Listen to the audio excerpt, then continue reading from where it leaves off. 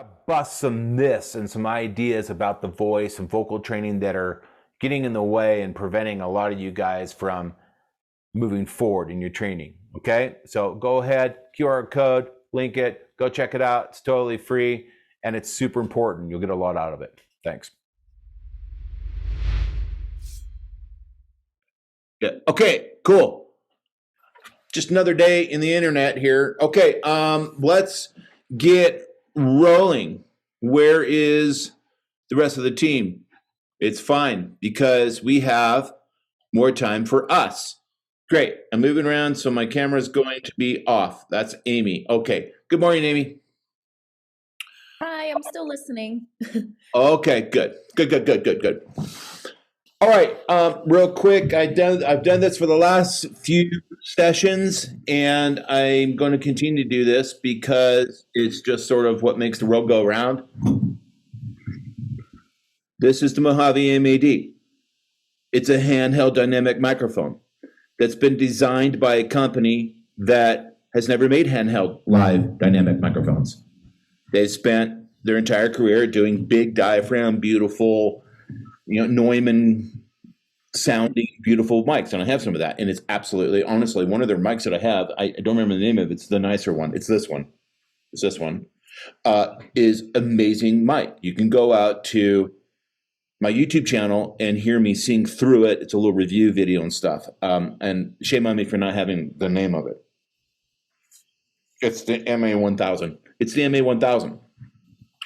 But what I think is super cool is here we have a big diaphragm microphone company that made a handheld for the first time. So instead of just making another SM58, SHURE 58 clone, which what a lot of mic companies do, they purposely chose to go out and create something that was different, which is refreshing. And they did. And they purposely made a mic that is, they call the smooth alternative. What that translates to for the singer is the sound color on the diaphragm is smoother. It's warmer. It's not so peaky and bright and crispy like you get from all the other SM58 clones. All right. For years, I have always loved handheld mics that were boomier, warmer. I'm not just selling something here. I'm really being completely honest.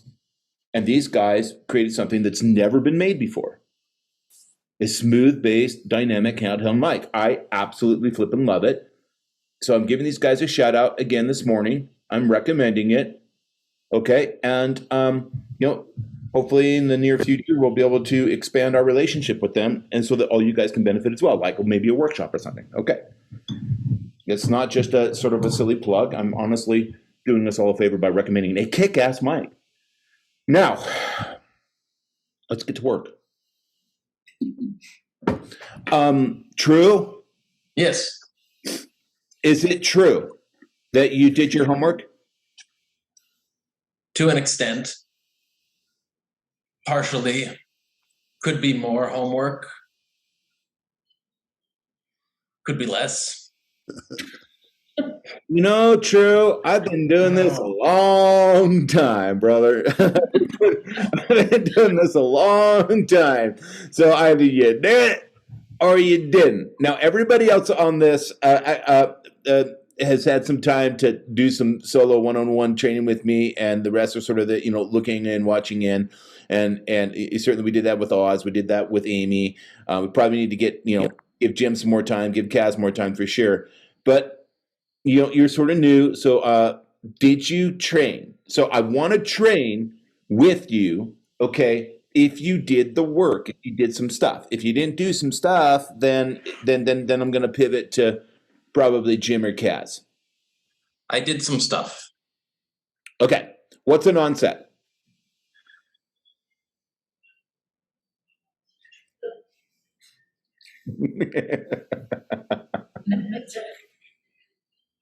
Well, maybe it's okay. I put you on the spot. That's what the class is for. It's all right. I told you I've been doing this a long time. It's okay. I'm playing with you a little bit, and we're having a little bit of fun. Okay. So what is cry mode? It's when you get your parts in the configuration that you use when you cry. Okay, great, good. What did you work on? Because whatever it is that you worked on, I'm doing you a favor. I want to help you out. We're going to dive in and do some work with you on that thing that you did some work on. Okay, and then I've yeah, worked on cry mode and track and release. Track and release onset. Yes. Yes, great. Okay, cool. All right. So did you do the 3-step vocal cry mode workflow game? Yes. Cool. Could you please demonstrate for us all the 3-step vocal cry mode workflow game, please? Yeah.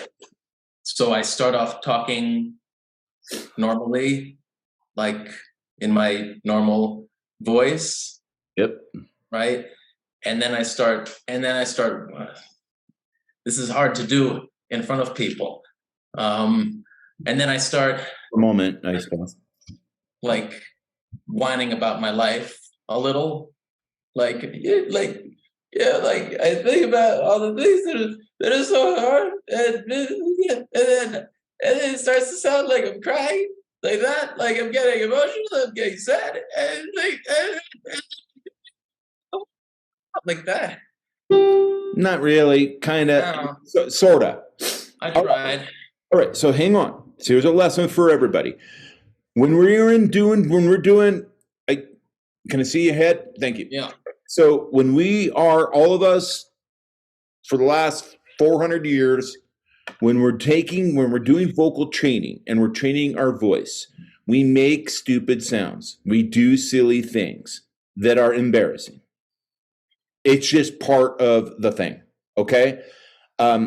So it's not about the silly part where we feel a little embarrassing. It's not about the content that's coming out. It just has to come out. When it comes out, there's no getting around it that it's a little bit embarrassing, sort of silly. There's no getting around it. Or there's no getting around it. My dude, I sound like a goddamn fool too. All right? So it's not about that. What we need to do is we need to focus on the kinesthetics of what we're feeling inside. Okay? That's 100% of what it's about. All right? So as a student that trains techniques, you got it's okay to have a couple moments early on, but very quickly, we got to get past the embarrassment stuff, and it's just, it's what we do. Male ballet dancers wear pink tights. Okay? And for some of them, it might be initially a little embarrassing when they first started. They get over it. Okay? Because when they start moving, they show what they're capable of doing. Does this make sense? It's a metaphor. Right? Surely, when a great world-class male heterosexual ballet dancers put their tights on when they were kids, initially they were embarrassed. Like, I can't believe I'm doing this. This feels sort of like a girly thing to do. I'm just saying. Okay? But they got past it. And now when we go watch these guys dance, they're studs. Okay? So, I'm helping you. Let's do this again. Let me demonstrate for you, okay? Step 1, I'm speaking to you in speech mode. Really great for teaching and communicating, really bad for singing. All right, so now what I'm going to do is I'm going to do step 2. I'm going to thin out my vocal folds. I'm going to kind of start speaking in cry mode. All right, so the context in the real world would be that I'm really sad, and I just broke up with my girlfriend. She broke up with me. This and that sort of thing. All right, but the thing is you can hear that the sound color is a symptom of the vocal folds being thinned out, which is increasing compression, removing pharyngeal constriction. All these things are really beneficial, not really for speaking, but for singing. Okay, so I'm doing this right now, and I'm really laying into it. Because I really want to engage this, all right? That's step 2. Step 3, I'm going to remain in that position. I'm going to roll up past my vocal break, and onto a G4. Forgive me, I have not warmed up yet this morning. Let's hope for the best.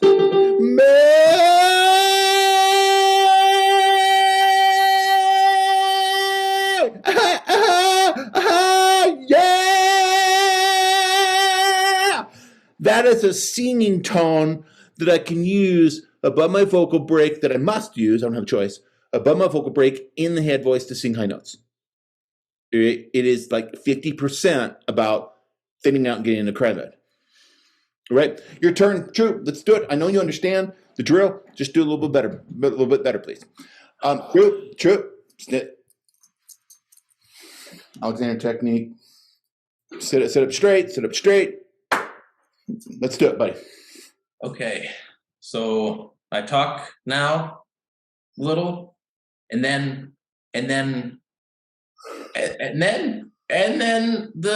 chords thin out a little, like that, and then that's it. Yeah, really commit. I get stretchy like that, and then I go into the thing a bit.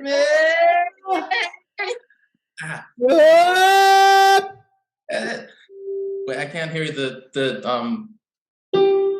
yeah, okay. And then so it's like that, like bringing it up like that, and they get stretched, and then all right, throttle back your sound suppression on your system. Go to your Zoom audio settings and set it to low, because we couldn't hear. We didn't hear. We didn't hear the good part. Okay. Guys, show us the 3-step vocal workflow game, please. Show us how we do it. We got no audio. Audio. Muted. You're muted. I'm muted. I'm back. Let's go. Hi, I'm Kaz. This is my speaking mode. And all of a sudden, I'm just watching all of you demonstrate this interesting cry mode. And it's making me feel kind of like I want to just break out into song. Sing a song. Yay.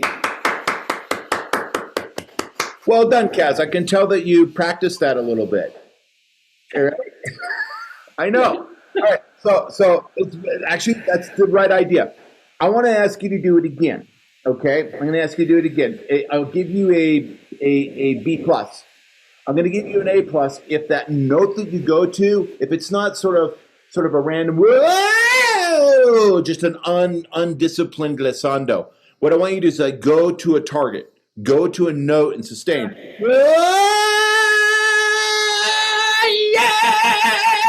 Like roll up and sustain. Okay, because that takes more control. To find a note and like tune it, match it, sustain it, that's a little bit more discipline. That requires a little bit more motor skills than sliding up and sliding down randomly, which has a certain benefit in a different lesson. But for this, go to a note and sustain. Ready? So what would that be? You give it to yourself. You have your keyboard there? All right, so you give it to yourself, something through the passaggio. So for a lady, that's going to be, something above B. The hard one. Yeah. Let's do it. So in a sense, what I'm saying is, whoa! That's easier than, whoa! And then finding something and drilling in, okay? I'm a singer. Okay, that's fine. It's a little high, but okay, that's fine. I'll go lower. I've been practicing that F3 you told me, which is awful. It's really fun doing an F3, really hard. But I'm going to give it a try today. Kaz, the 3-step vocal cry game has to go through the passaggio. It goes to a high note. So yes, low notes, D, F, and all that is that, but that's a different lesson. I'll stick to F. I will give you your note. We're going to take it to a D, okay? A D, ready, and go. Hey, my name is Kaz, and I'm about to break out into song. I kind of feel like I want to just break out. Yeah!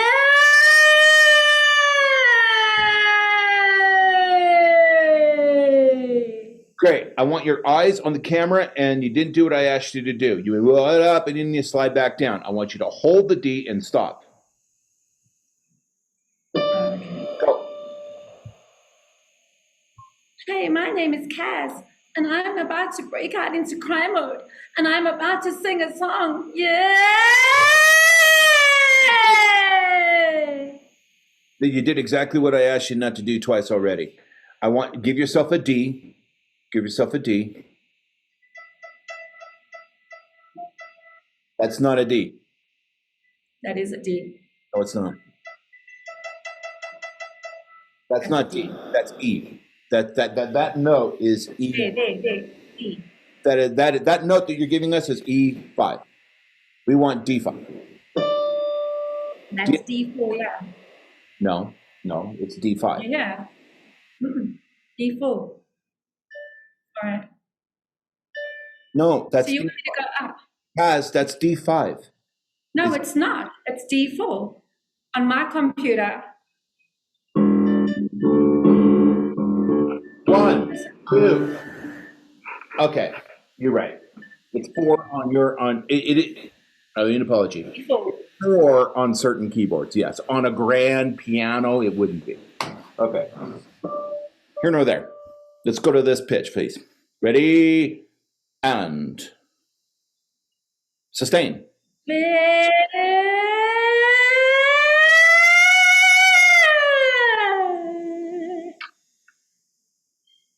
Kaz, what does sustain mean? What does sustain mean?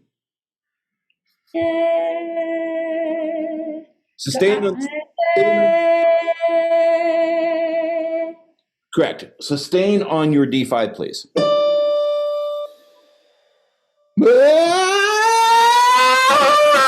Shit. It's high for me. Sustain on the D5, please.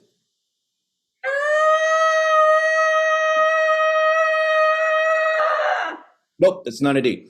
Oz, please demonstrate for us the 3-step vocal cry mode workflow game. Roll up to a note that sits subtly right above your vocal break and sustain, please. Show us how to do it. Thank you, buddy. That's okay. So, well, taking Kaz's example, we're starting on the D5, or the D4. Well, that would be 4. Yeah. I just want you to roll up to your passaggio. I'll give you the note. Go to a G. Go to a G.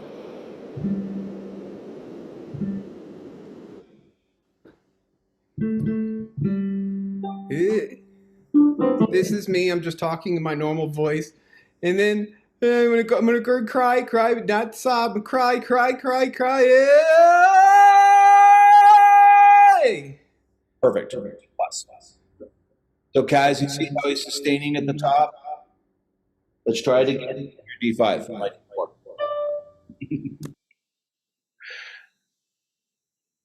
You want to try it again? To me. Yes. Oh. My name is Kaz, and I'm going to try and get into cry mode with this D5 that I'm really battling with, and I'm going to go.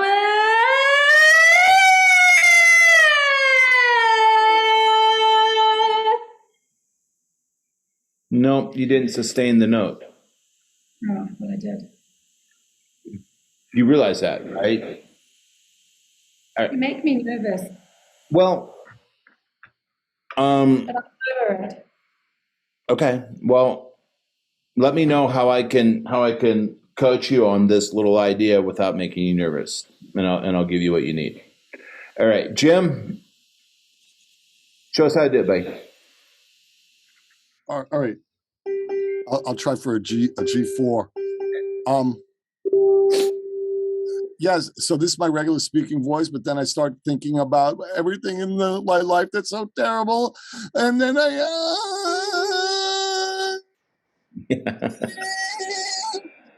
Right.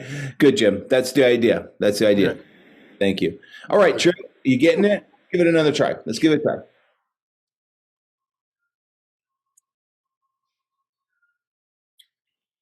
Need audio, True.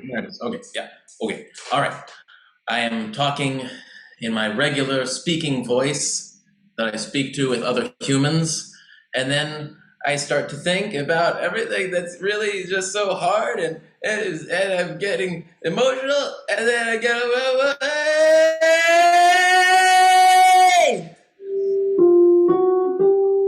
Okay. Yeah. You could engage cry a little bit more, thin out a little bit more. But as far as the workflow and the exercise and sort of like cleaning up the little drill, that was well done. Yeah. Nice.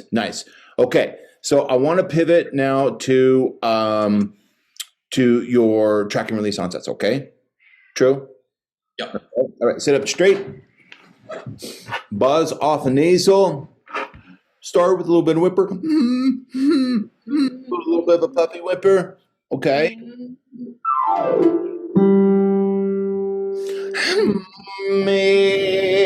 Ready and.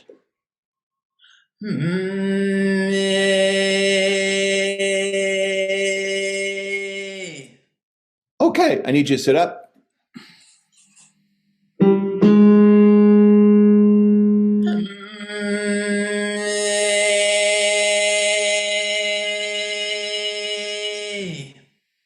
That is the workflow. That is the user interface, so to speak. That is correct. That is a track and release onset. Good job. I can tell that you've been training and practicing that, like you said you were. It's good. Let's make it a little bit better. Okay, listen. So it needs more cry mode. It needs more whimper behind it. All right. So here's kind of what we're getting. We can buzz off the nasal and release the resonance or the vowel without cry mode all day long. Here's what it sort of sounds like that. It sort of sounds like this. Listen.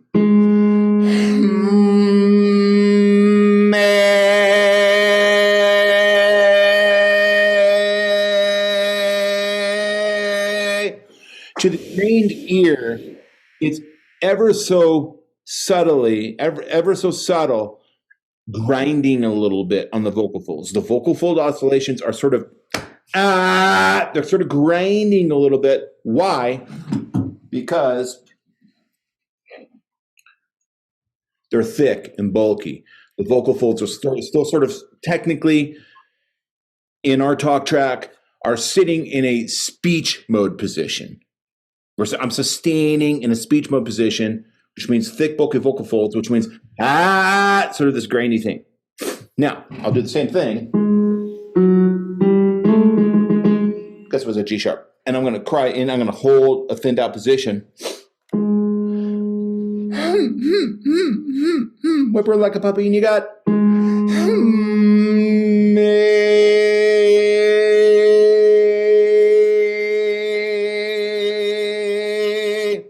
Like this mic, it's smoother, it's silkier. All right, product A, but we don't want.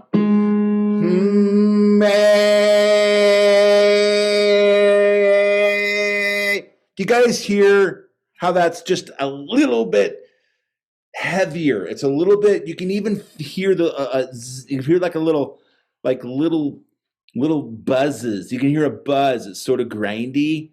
Okay, you hear that? Now I thin out. Product A. Product B.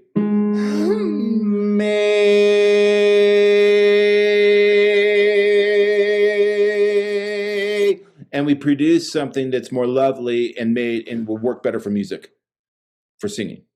Is this making sense? True? Okay. Yes. All right. Short answer is do it again, please, and cry through that sustain. As you're sustaining the vowel, weep through it, okay? If you don't do that, it's going to get grindy. So you don't get the compression you need. The pharyngeal constriction won't go away. It just doesn't sound as nice as I just demonstrated. And as you try to go to the high notes when you're singing, getting to the practical application to help you, as you try to go high and you get to the vocal break and above, if you're not in that thinned out position, what happens is the body will constrict. It'll start grabbing you and you have problems. Get that sucker thinned out.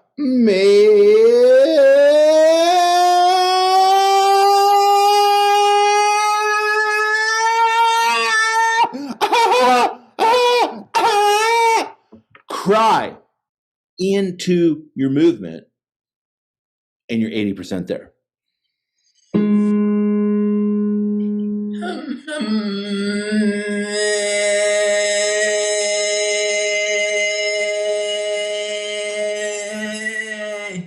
Much better. Did that sound just subtly different to you guys? It did. It did. It did. Let's keep going.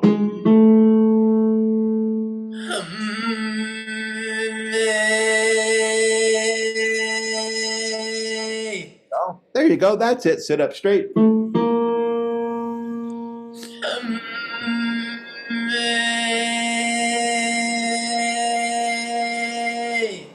True. Not bad.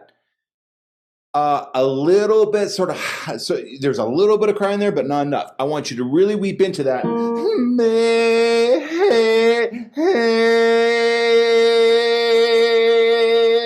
You get something that's more smooth and pretty.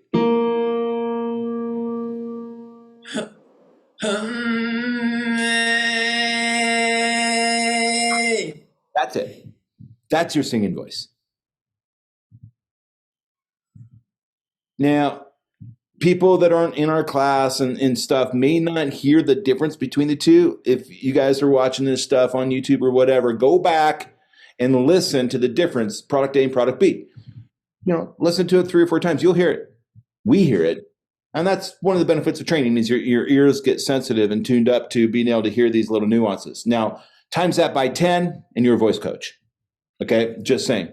Jim, you had a question. Yeah. Is it possible to cry too much, or is it pretty much not possible to cry too much? That's a really good question. It is possible to engage cry mode too much. And in my opinion, if you engage cry mode too much, physically, the physical outcome would not be an impediment. Physically, for what we're talking about, the movement, the physical movement would still be okay. If not, just that much more easier and better for you. However, at some point, if we're engaging cry mode, at some point, we go beyond what we need to execute the physical movement, and it begins to turn into like a weird character voice. Like it begins, you're going to start getting into a sound color that goes far beyond that could only be used for character voicing at Disney, for animations sort of thing. Does that make sense? I'll try it.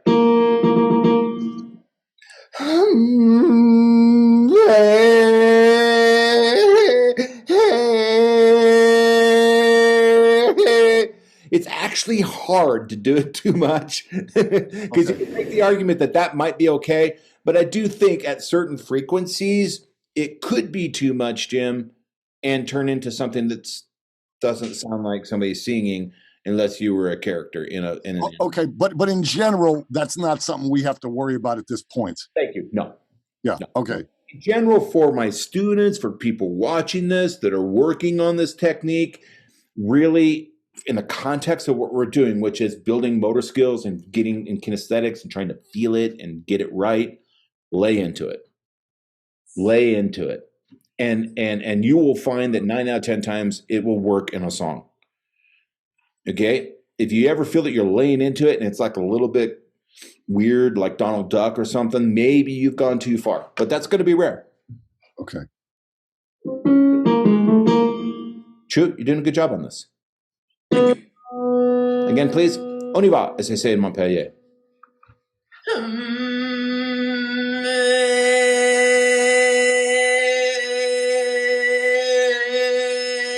There you go.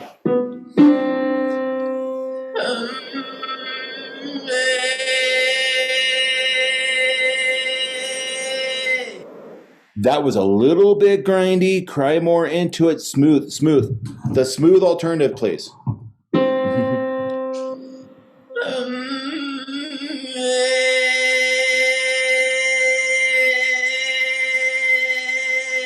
There you go.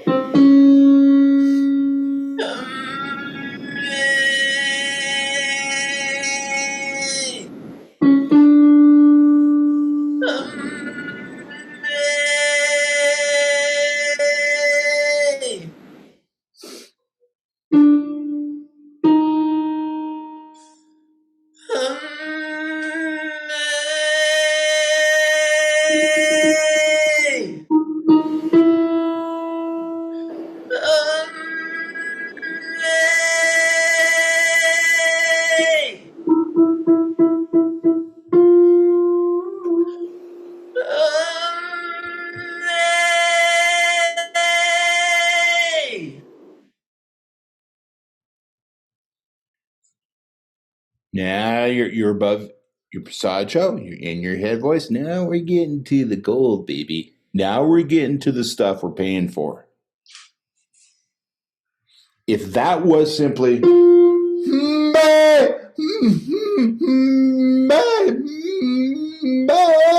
it's garbage. And I'm not exaggerating. I'm not this is not a put on. If I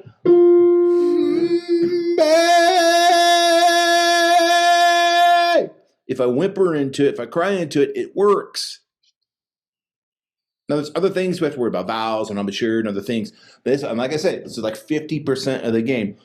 Good job, True. I was picking on you a little bit at the beginning of this lesson, but you're calling me out. This is good. All right, let's keep going. Cry. The higher you go, everybody, write this down. The higher you go, the harder you cry. It's not true. It's not a static position through the entire frequency range. People kind of assume that. It's not. The higher you go, the more you have to thin out to keep it working. Okay? We have to adjust for the frequency. All right? Okay, brother? So, I know what you're thinking. You might be thinking, because you might be thinking, but I can't cry any harder. I get what you're saying. The higher I go, I'm going to have to cry harder into it. I can't cry any harder. Truth is, we discovered that we can. You can actually, you can really lay into it. Let's keep going, True. You're doing great.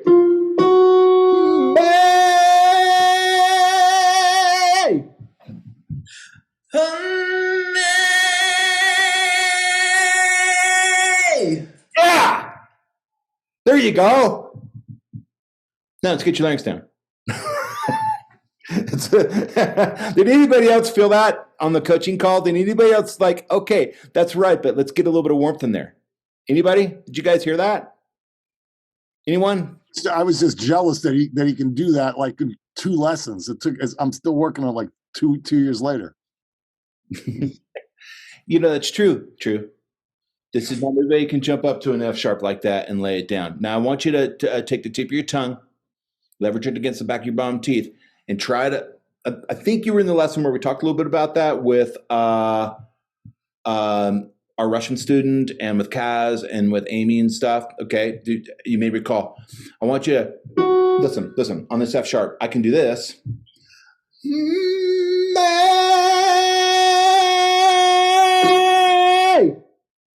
Without anchoring my larynx, without playing with the resonance a little bit, and I get a very bright at-ish vowel that is not, by the way, all wrong. It's mostly right, but it's not ready for prime time. This is what you did.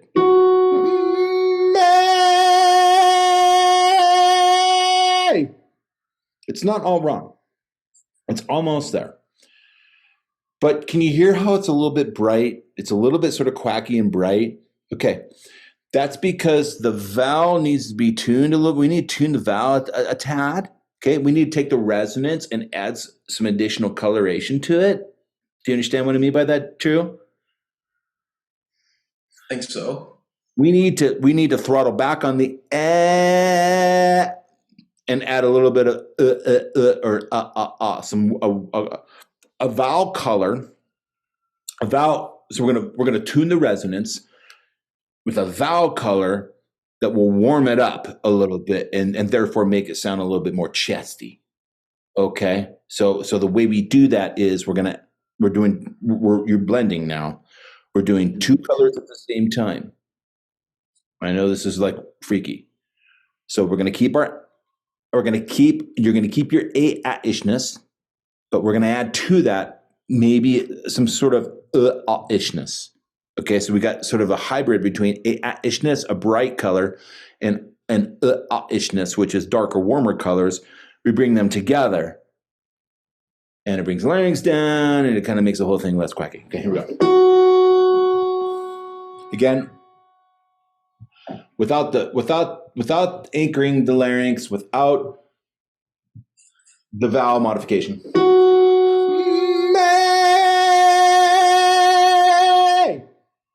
All right, now I'm going to leverage my tongue, get my larynx down a little bit, and add some additional coloration to my vowel, my resonance.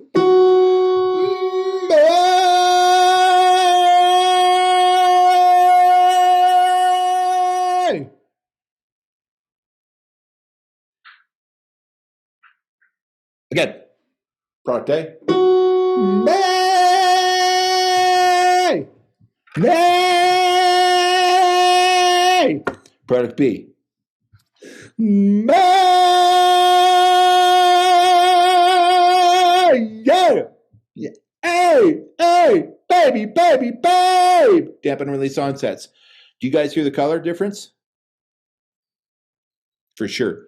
Yes, Rebel in the back of the room, please. Oz. I was just going to mention if it's something, because I know it's, if you're not hearing it clearly enough, it could be difficult to hear the A and then trying to shift it to the One way to kind of look at it, if you just go A and then you do and then shift it. So A, right there in the middle, going between the A, there's a sweet spot. Exactly. So that might just kind of help. It's like sliding the slider left, right, fine tune it right there. You're absolutely right about that. That little idea, that technique is dead on perfect idea. It's a great idea. It's very intuitive, and visualizing it in metaphor as if we have sort of we have sliders on a console. True. Okay. Here's the A-ishness, the bright one. We got a treble knob and a bass knob. Okay. Here's the A-ishness and the bright one, and here's the ishness, the dark one, and we don't want too much of one or the other. I mean, this is just great. Thank you, Oz. Okay, so what we want to do is we want to go until it just dials in just right, so the sound's good. Okay, brilliant, Oz. Good job. That is what I'm saying. I just didn't say it as eloquently as you did. Thank you. So, true. I think you get it. Let's give it a go. Cry into it, and by the way, you might be thinking, well, fuck, how do I get ishness or ishness into an ishness? This sounds really esoteric, really complicated. It is. But the good news is, if you just visualize it, the body will tune for you. That's the good news. Okay, so the body will do it. Just give the command, just hear it internally, give the command, and the tongue and the articulators will tweak and give you what you want, thankfully.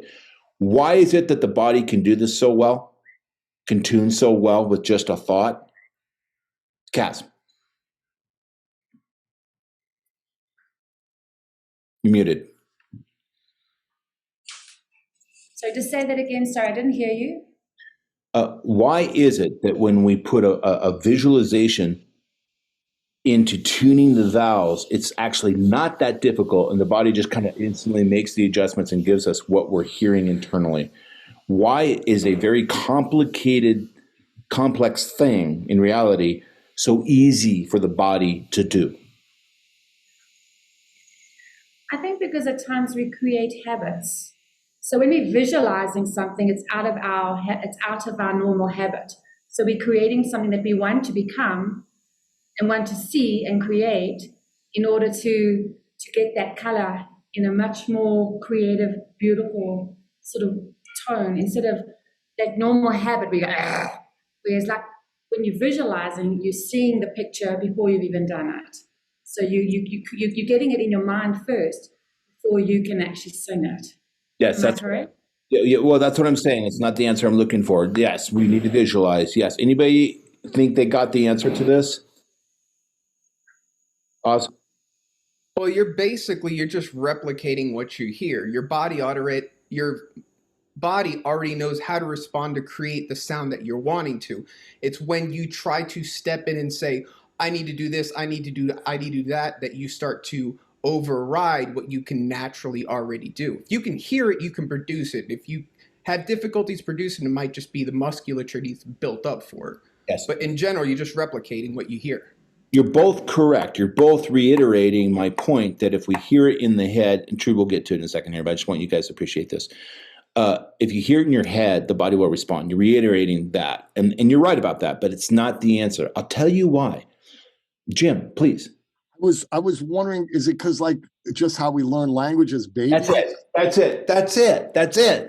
Because of a lifetime of speaking English and other languages. It's freaking very complex. Language is very complex. Think about what my tongue and my lips and my articulators are doing right now as I speak this language called English. Think about it. This movement right here. How complex that is. I have spent 54 years doing this. Well, 50 years doing this. I'm really, really good at commanding my articulators to give me what I want.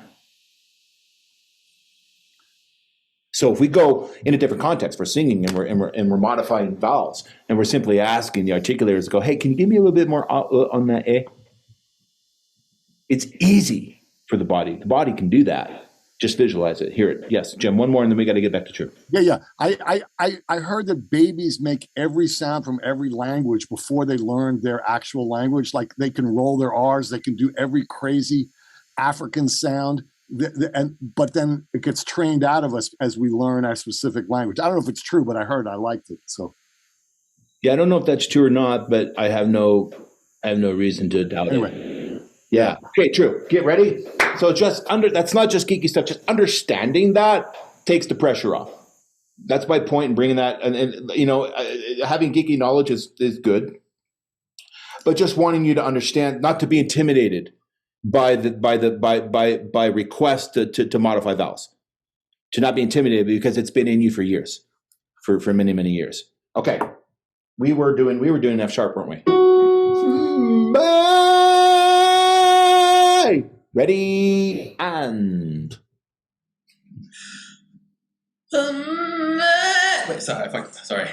Don't apologize. You're training. Nothing to apologize for. A and A blended with and A gives us something like bye, which is a color we can use for singing if we want to belt.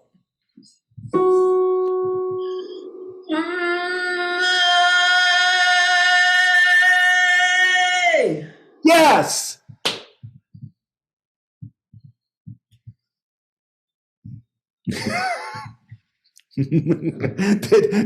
Did you hear that? True? We did. I think so. Okay. All right. Try it again. Take the tip of your tongue and leverage it against the back of your bottom teeth. It'll help. But that was exactly it. Great job, man. And then I said,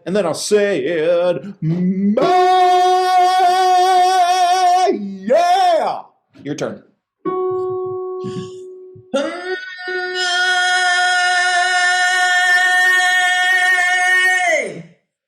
There you go. Put some plosives and some consonants around that. Turn it into a melody with a band behind you and you're singing.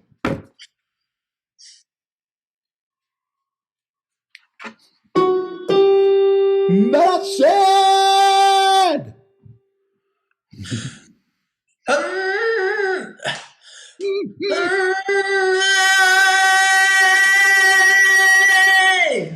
I was getting a little bit more upright again. Get your don't look at the ceiling. Look forward into the camera. Watch me.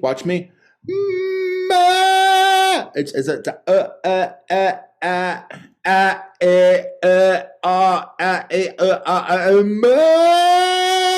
yeah. Sorry, I was flat. There you go. I want if you bring your eyes down and look into the camera and get it off the sky, your coloration of your vowel will get better. I know that makes no sense, but it will. This is a head trip. Okay, look into the camera. Ready and bye. A little better. We got a little too much compression there, so I'm going to change the onset. If I have too much compression, when I say compression, Drew, I mean squeezing a little too hard. But hey, the cry, the vowel, everything else we've been beating on is pretty darn good. I'm giving you an A-. Pretty good, okay? It's got a little bit compression there. Experienced students, if we're getting too much compression, what onset would we try to relax the compression but keep everything else the same? I've never had the problem of too much compression, but wind and release, maybe? You got it, Jimbo. Okay. So True, thank you. Good job. So True, we're going to change the onset, okay? All right? You probably haven't studied it yet. It's fine. It's just an onset that starts with, what they call it, in academics, a spirit just means windy. Put an H in front of it. So instead of a may, we're going to put in we're going to do a hey. So we come in with an open glottal position. And then through Bernoulli physics, it sort of balances itself, and it's a way of relaxing the squeeze. Okay, watch me. Hey! Our mays become hays. Hey! Hey! Hey! Hey! Hey! True, keep crying, keep tuning, but give me a hey instead of a may. Hey! All right. Didn't work. Try it again. Relax now. Relax the compression. You're a little quacky. Just a touch. You're just a touch crack. Just relax just a little bit. Let the wind come through and relax the squeeze. Hey!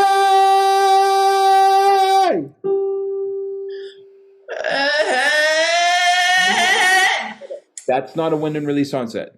That kind of growled up from the bottom. I don't know what that was. Come in straight in with wind. Hey! Hey! Hey! Day! Hey!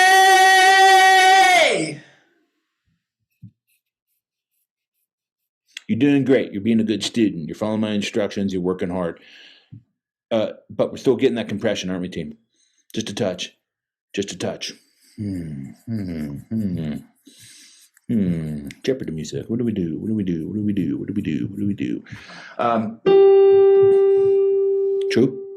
Give me a wind and release onset this time, but this time, less energy. I'm going to ask you to give me a light mass wind and release onset. If you've read the book and the course, you might know what we talk about, the mass. It's just sort of a metaphor for lighter.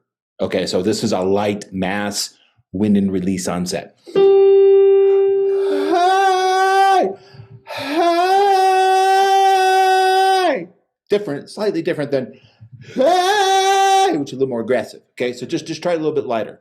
I think we might get away. We might get away from that squeeziness. Hey! You have to come in from the top down, True. From the here, hey, hey, hey, hey. Not from the bottom. From the top down. Hey! The reason that's going from the bottom up, buddy, is because you're not preparing your wind. I want you to take a big breath. Hey!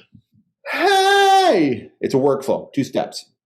Breathe low, by the way. Don't lift up high. Hey!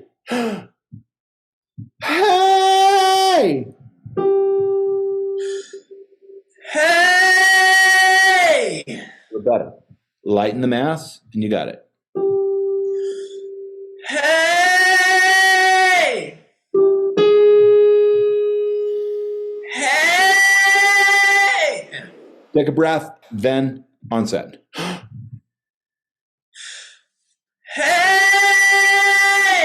Okay, good. You did a great job. That last one was a little bit flat, but that's okay. We're getting beyond your envelope, your performance envelope. Okay, we got a little bit of squeeze, a little bit. So here's some homework for you. Do you have pen and paper? Yep. Okay, cool. All right. Great job. You have good motor skills for this. Your investment in your training and doing all this stuff is not the impossible dream. Okay? Jim is right that you're going right into an F sharp and then giving us pretty much nailing it without a little, you need to tune up a little bit, but it's not what a lot of people can do right off the bat. Okay? So that's good. Feel good about that. All right. I want you to study all the onsets. all the onsets in the program. There's 8 of them. And play around with them. Just experiment. Just get to the point. Just do them so you understand what it is. Don't do them all in a sense that you become a master at them unless you just are a complete fiend about this. All right? I just want you to understand what they are so that when we have conversations about, hey, team, we've got too much quack compression here. What do you recommend? And like Jim said, well, he needs the win and release onset. I want you to get to that point. I want you to understand the tools that are available to you first. Okay, the problems that they solve. And that's all in the book and in the courses. Okay, all right. Now, for practicing, I want you to continue to practice the track and release onset. Okay, and I want you to practice the wind and release onset. Okay, those are the 2 I'm going to ask you to put time into. And what I want you to do is I want you to write this down. And you put quotes around it. A and A plus and awe-ishness. Okay, I want you to, as you get close to your passaggio and into your head voice, I want you to be conscientious of tuning the resonance to have more, what we would call more warmth and less quackiness. Okay. And when you did that, you nailed it a few times. It was just great. It's what we're looking for. It's what you're looking for. So you're going to have to start listening to the sound. We all do.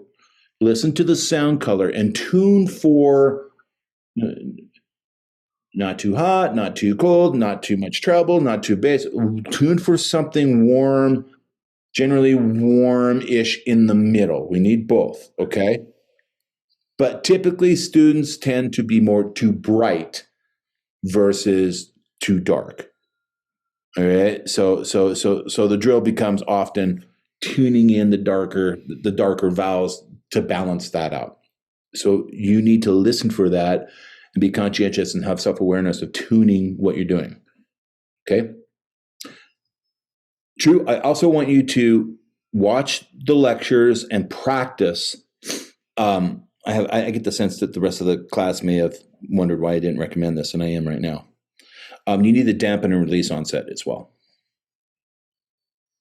You need the dampen and release onset. It's the onset that helps you get your larynx down, and it'll help you with that warmth and that color. Okay?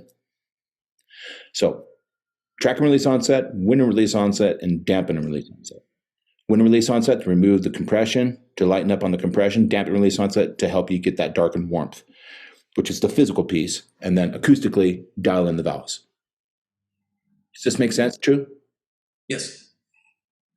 And I'm giving you a lot of time today because you did practice. Okay. The rest of the class, you guys, thank you for allowing us to work with True today. After we do this with True, he'll be up to speed. So when he comes into the classes in the future, when we talk about onsets and this and that, we won't have to go back, look over our shoulder. We'll be moving forward because he'll understand better what the onsets are. He'll understand True that they're tools. They're tools. They exist in the singing. They help us get off to a good start, but they're 2 things. They help us get off to a good start when we're singing, but they're also tools. They're troubleshooting tools that help us fix problems, which is what you experienced today.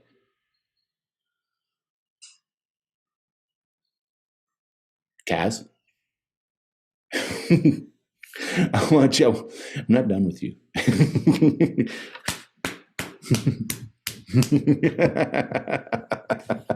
Poor Kaz, you're all like had a sad look on your face today.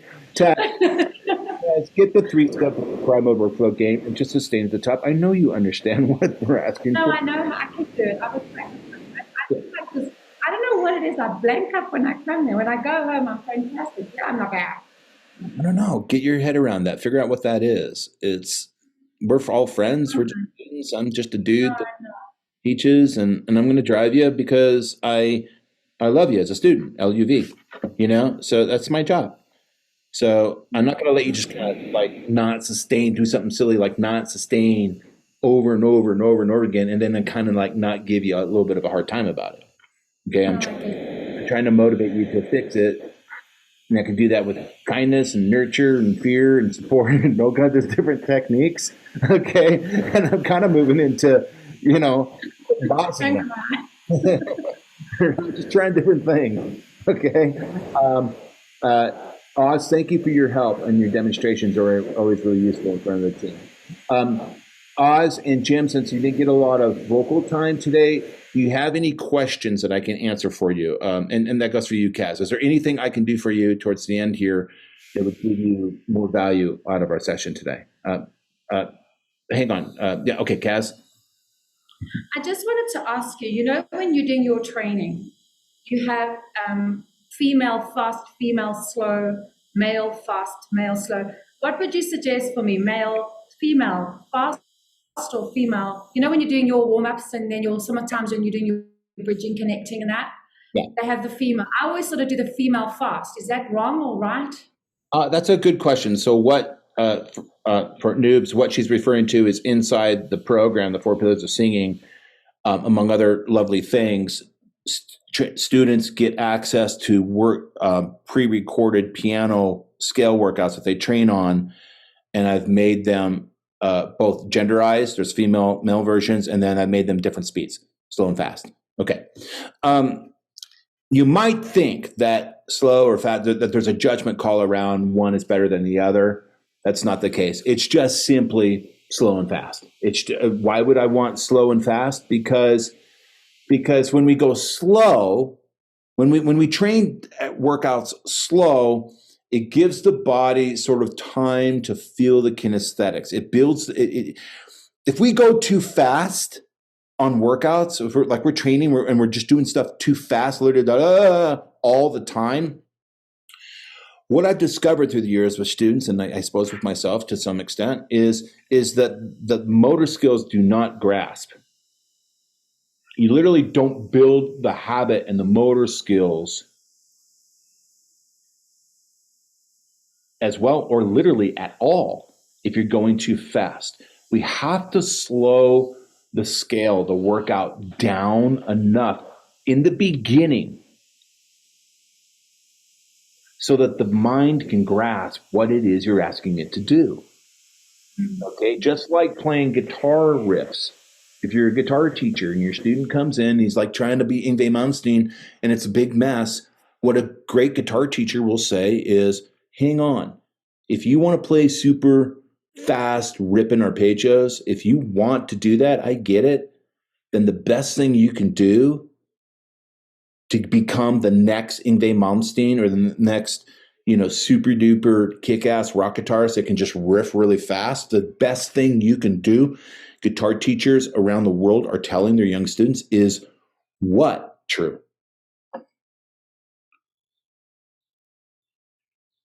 Audio. Practice slow. Thank you. Let that sink in.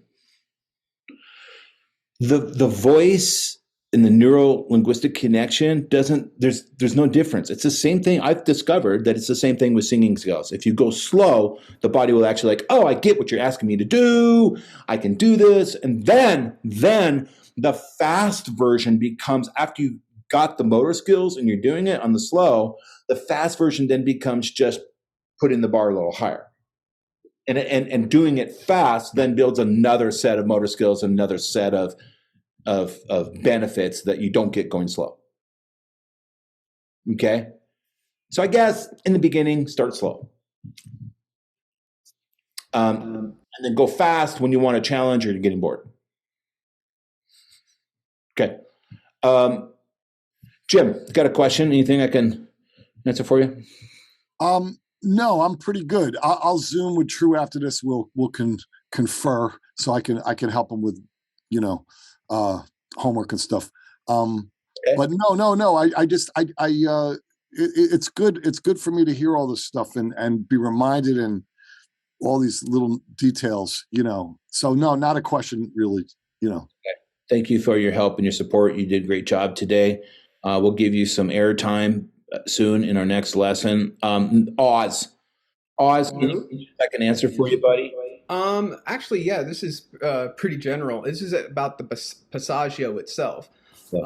When I first started learning, I always thought it was kind of like a range, almost like going down a hallway, transitioning from one point to another. But the more I've been doing this, I'm starting to feel more like when you're talking about the passaggio, you're really only talking about basically like one note or maybe two notes. Is that what I'm understanding then? Yeah, It's more like a doorway than a hallway. Like you're stepping across a threshold versus taking several steps down this threshold. It does exist on the spectrum, but I kind of view it like an hourglass. Yes, like there's this point that is about 3 to 4 notes that are tricky. There's no getting around it. Some kids will say, "Well, it doesn't actually exist," or "Don't coach that it exists." And my approach on it is to be realistic and just say, "No, it does exist. Existed for you, exists for me, exists for everybody." Let's not pretend that can't will it to go away or pretend that it's not there, especially for beginners. So getting back to your answer, it is less like a hallway, more like a moment that we have to navigate through for like 2 to 4 notes. Okay, awesome. Thank you. Absolutely.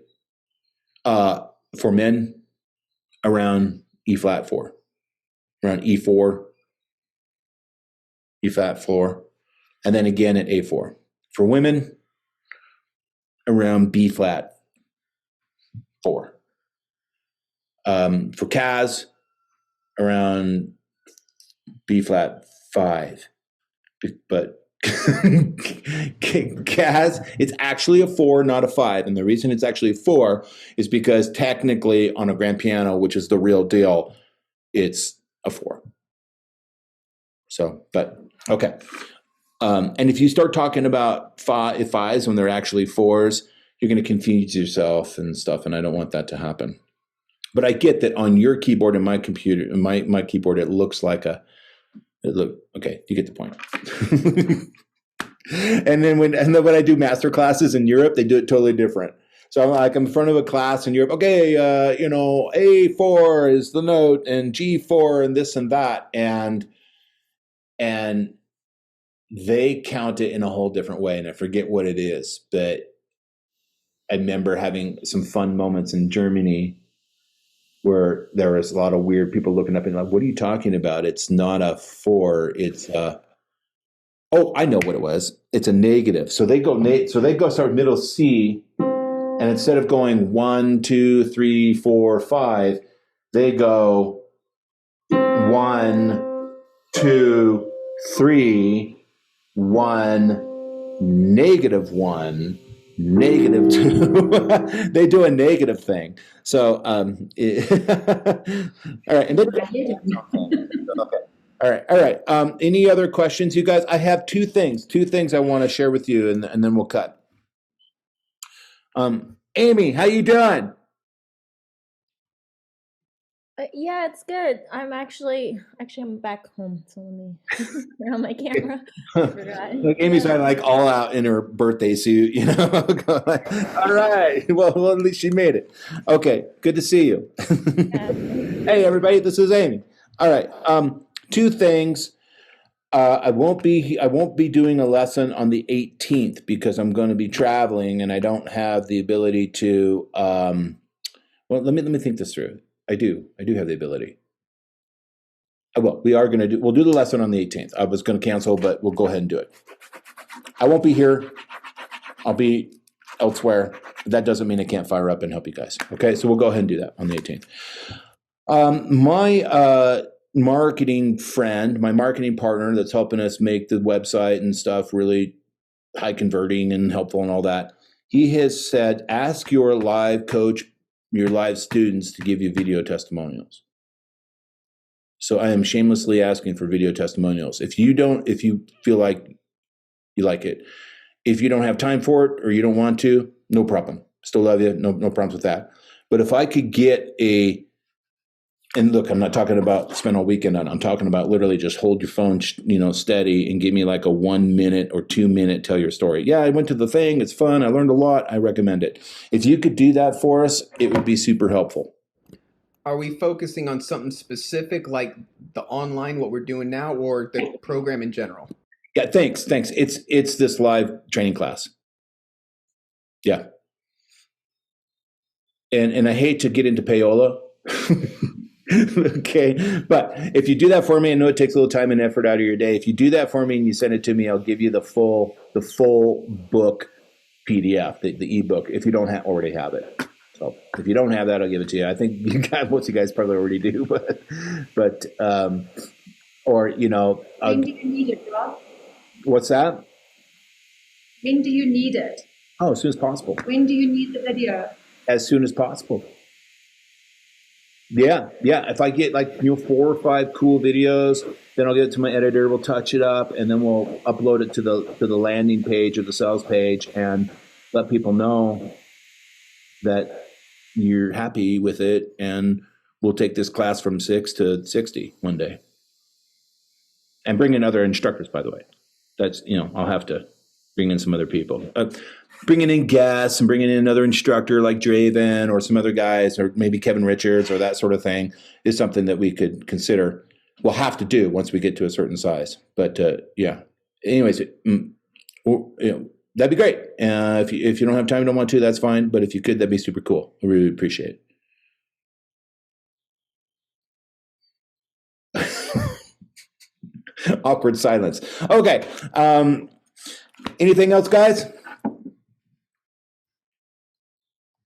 No, we're good. All right. Good job, True, today.